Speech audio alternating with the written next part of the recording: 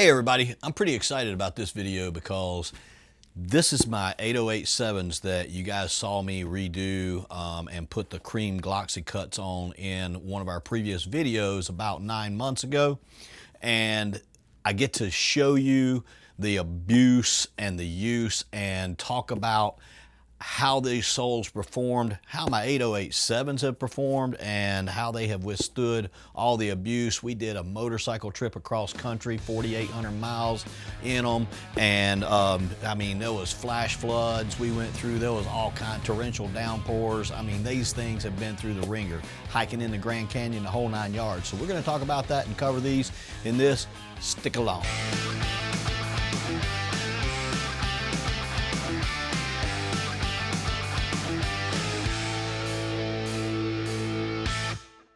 All right, so as promised in the intro, I'm going to talk about the Gloxycut, the things I put it through, and the performance that I got out of it. Before I start tearing it apart, though, I want you to get a good look at certain points of it. If you notice right here, I've worn the corner of the heel off. That is very, very typical for me. You can see that it's kind of curved in right here, kind of crushed in a little bit. That's from 4,800 miles on a motorcycle in one trip, and I did a lot of standing up, trying to rest my butt and shake my legs off to get them from being numb while we were on the road and everything. So that's a lot of pressure in the foot pegs there. So that was not just deformed from normal wear and tear. That was from direct pressure there and a lot. You'll see that I've worn the tread completely off over here. Now these things still have plenty of life left in them, but I wanted to go ahead and do the review and talk about them while I had an opportunity to resole them and everything. You can also see over here that the tread is missing. Now that tread is not from my gait. That is actually from me going around curves and dragging my toe as I'm going around the curves just before my foot pegs start scraping the road, because I really like to do sharp curves. So that was worn off by the road, not by the gate. So this is typical for me. I have a tendency to wear this area out and this area out on all of my soles, more so than here. And you can tell, even though that has been worn out, abused, in the center where I put a lot of pressure and everything, the tread is still there. I can still feel ripples. So I'm not losing any traction or anything. So that's the wear that went on these. And then you can tell by the dirt that they had a lot of highway miles on them and everything. But you know, I like the way that they patinaed up, even with them being a cream sole and not still bright cream like they were when they were new. There's a big difference there. But they patinaed along with my boot, and so I really like that look, but I'm gonna go ahead and go with black ones because that was my first choice in the last video that we did about these. And you know, I didn't regret having the cream soles, not once, after I put them on. I really like the way they look on the boot, and we're gonna see how we like the look of the black ones on the boot as well throughout by the end of this video. So that's some of the points I wanted to cover before I started tearing them apart. Another thing that I wanted to show you is in that same video, we did my nephew Nick's with the Dr. Soles corded soles, and he also has abused the heck out of his boots during that time. They became his favorite pair of boots, and you can see he's worn the corner off of the heel a little bit, and he has a tendency to do that pretty hard on shoes and stuff. But he's also got the wear in the center. You can tell that the tread from the rubber is completely gone right here. So this is the exact same amount of time as this Gloxycut cushion sole. And so, you know, that's pretty amazing to see that he's abused these rubber ones. We wear our boots about the same amount of time, both of us did, on this particular go around, because we were trying to test out and see where you land if you do decide to go with a cushion sole. So as you can see, the amount of wear on the sole and tread is very similar to the Dr. Sole corded rubber soles, which is a very good quality sole, durable, and grips real well. So with the Gloxycut, you're really not losing out on durability factor, it looks like. So I hope that helps. Now let's get into tearing these things down. So one of the benefits of the way that we do a recraft when we're doing a peel and stick sole is, now that I've got the structure of the welt and the stitching the way I want it to look, and I've got the midsole I want, I've spent all these miles and months breaking that midsole in and forming it to my foot and everything, and I don't have to replace it in this, so I don't have to undo any of my comfort zone that I've built inside of my boot. The only thing I've got to do is just peel this sole off and put a new sole back on. So that's one of the perks of doing that, and that's going to cost a lot less, you know, as far as on the consumer end as well, because you're not paying us to do new welts or any of that stuff, because as you can see with me prying on the sole here, see that midsole is not bubbling up, it's not tearing away from the cork, it's not creating a potential squeak area, and it's not creating a potential place where the cork can crumble and create lumps underneath my foot after I get this resoled. And that's one of the reasons that we use the sheet cork versus the liquid cork, spreadable cork. That's because the sheet cork doesn't dry rot or dry up and get crumbly underneath like you've seen us in some of the boots that we've taken apart in our other videos. So you can see this is stuck real well. I'm having to work it to get the bond loose and everything. And you can tell by the white that it's stuck really well to the leather all the way around, because it's peeling the EVA off instead of the other way around. So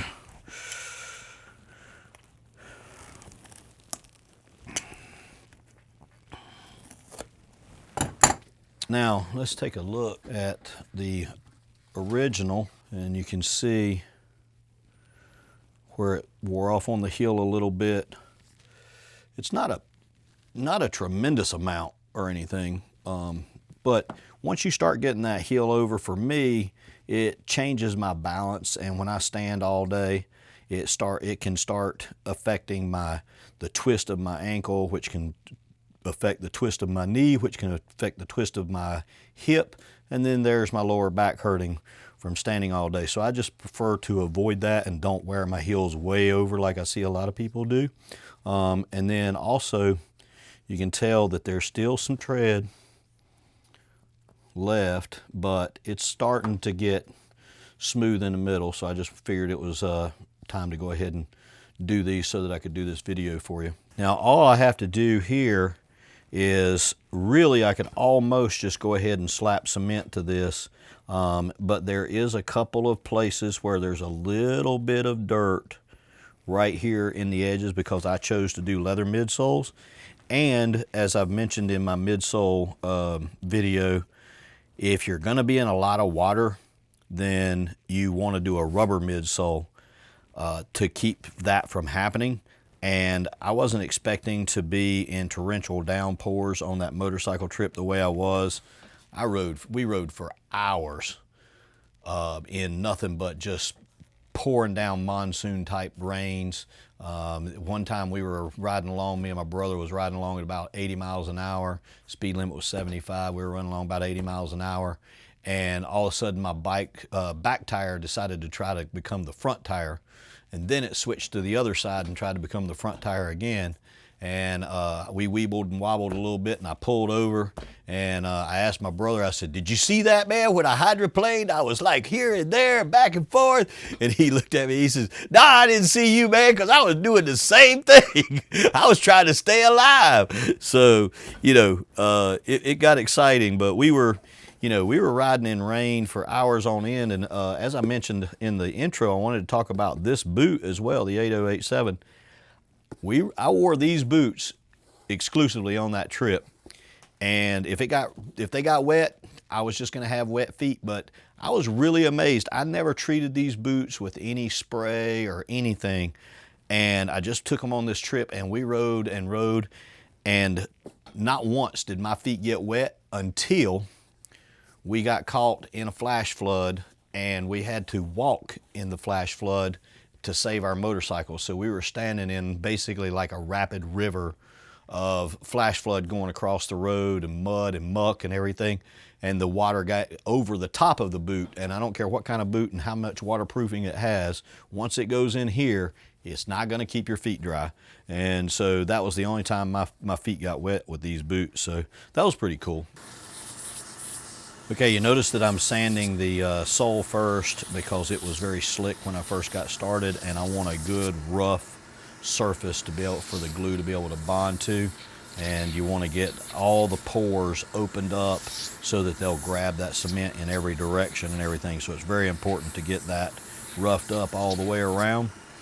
And then the other thing that I want you to see as I'm sanding here is I'm sanding the outer edge of the boot, and I'm not really sanding the center.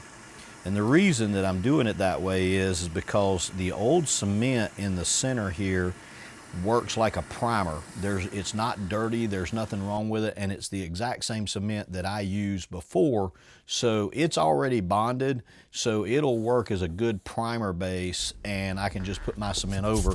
But I did go around the edge to get the edge real clean because of the dirt and stuff that had saturated from the getting into the outside coming through and stuff, so from where I got them over soaked.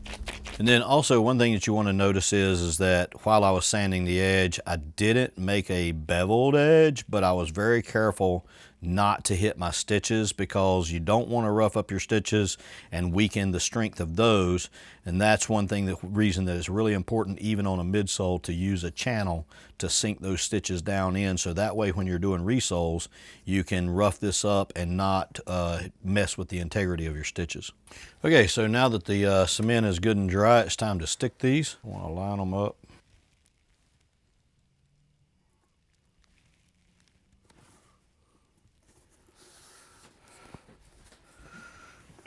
Stick them.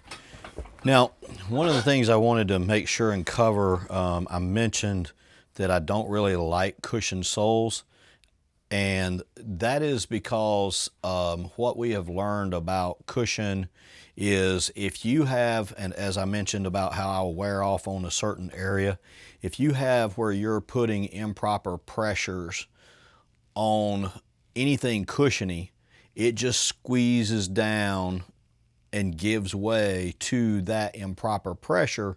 And in the foot, if you're doing that, if you're putting more pressure on one side and your cushion sole is squishing to that side, then that's exacerbating your problem, because now your problem is you're on a soft sole and it's squishing down. Well, you're putting this pressure here and now it's going with you, and it's just twisting your foot, twisting your ankle, twisting your knee, hip, lower back, the whole 9 yards, and it just messes with your gait.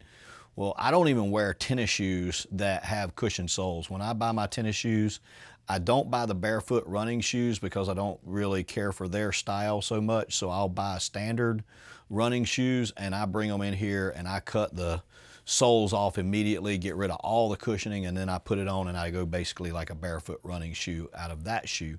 So I'm always converting things to fit me and to do what's best. Also, when you stand all day, if you're standing on cushion and you're standing improperly, again, that cushion just keeps breaking down and having a problem with how you're standing. And so I've noticed that wearing tennis shoes and soft shoes and things like that makes it to where at the end of a long day on my feet standing here at the jack stand, I mean, we walk a little bit from the finisher to the stitcher and stuff like that, but we're primarily right here in front of the jack stand all day long. My feet will hurt all the way up to my kneecaps if I'm wearing something real soft and cushiony. And so I've just gone away from cushions, and that's why we wear the hard boots that we wear, is because they just give you full support. And at the end of the day, support actually makes you more comfortable than cushion does. Cushion feels good when you first put it on and you stand up, you're like, oh man, that feels good. But by the end of the day, you're not feeling that way, and you don't really, a lot of people don't really realize why, that it's that cushion that's doing it. So that's why I've gone away from cushion soles. However, this Gloxycut, it supports just like my hard shoes. It supports and kept me from over squishing, as you saw through my wear pattern with my soles and stuff like that. I don't feel that extreme fatigue at the end of the day. And man, I'm gonna tell you what, the lightweightness of it, and with these cuts in it, it became so flexible. These boots felt like I could go run a marathon in them. Now, I'm not physically able to run a marathon. I could run a half marathon if I trained for it a little while, but a whole marathon I couldn't do. But I felt like I could do the whole marathon because they were so lightweight. Right off the bat, these boots broke right in and felt great within 2-3 hours of wearing them. And I was really amazed.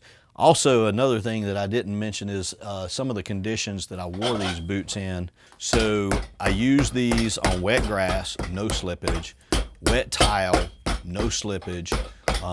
I helped a friend push his car up onto a trailer because it wouldn't run, and so we had to push the car up a hill onto a trailer in the snow. And I was pushing really hard against the car and just gripping, and I tried to turn my foot sideways and my foot slid. So yes, it did slide in the snow, but that's because I turned the tread to the side. Anything is gonna slide if you put the tread to where it has no grip. As soon as I straightened my foot right back out, it quit slipping. I was amazed. Ice, I didn't have any problems with ice. I went hiking at the Grand Canyon.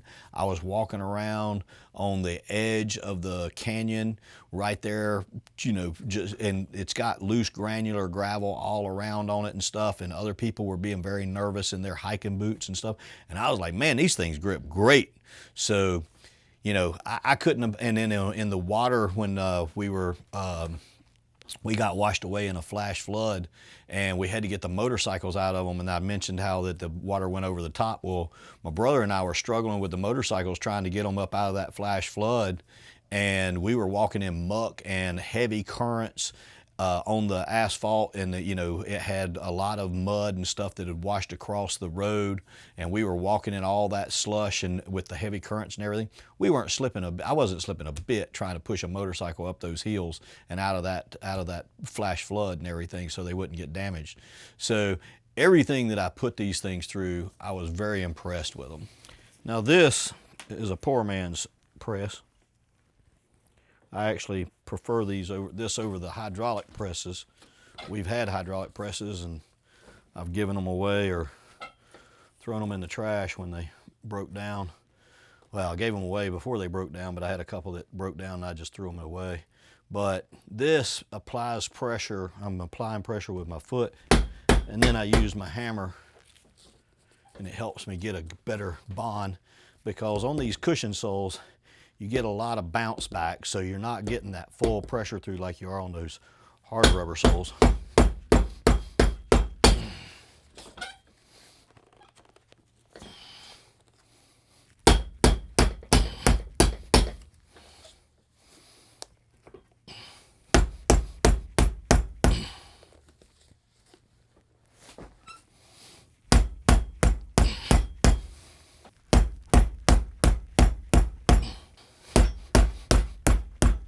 All right, and then I also want to run this around the welt press to make sure the edges are stuck real good. When it gets back to this thick part, sometimes I have to give it a little help with my chin. I'm not taking all the pressure off because I want it to press, but I'm taking that excess pressure off so it will actually move, get it right the way I want it. Okay, now these are stuck. I gotta let them sit for 3 hours so that the green time will get out of the glue and everything, and I have a good bond. And that way we don't have to worry about delamination down the road. Like as on the other pair, they were stuck real well. Even with the abuse in the water situation, they still were holding on real good. So we're gonna set these aside and come back and finish this up tomorrow.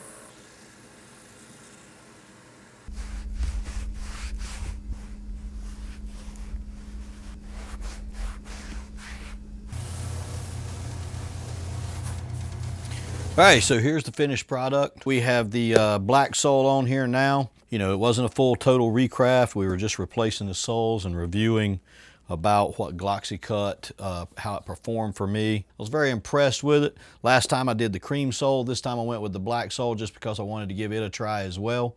They say that every rubber compound is more durable when it's black. So I'm gonna give that a test because I was very impressed with the white. Hope you guys enjoyed.